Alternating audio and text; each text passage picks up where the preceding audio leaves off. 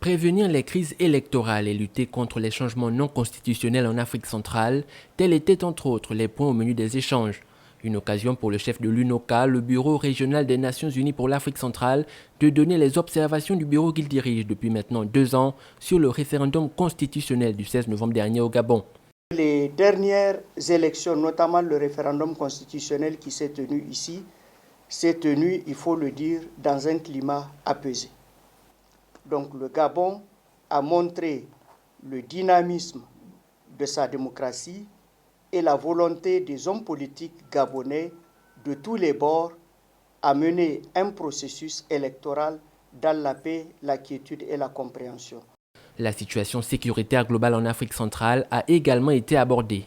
La situation sécuritaire en Afrique centrale se présente globalement bien. J'ai coutume de dire que quand on regarde cette situation, on est tenté de dire qu'on a en face de soi un verre plus à moitié plein qu'à moitié vide.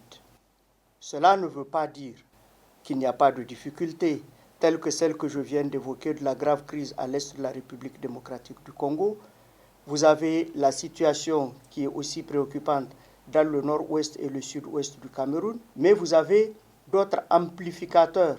C'est souvent des processus électoraux mal maîtrisés, c'est l'impact du changement climatique et puis toutes ces choses qui entraînent également des phénomènes de transhumance et des crises intercommunautaires. Cette rencontre a été organisée en prélude à la présentation du 27e rapport du secrétaire général de l'ONU sur la situation en Afrique centrale devant le Conseil de sécurité des Nations Unies. Une rencontre prévue se tenir à New York le 13 décembre prochain.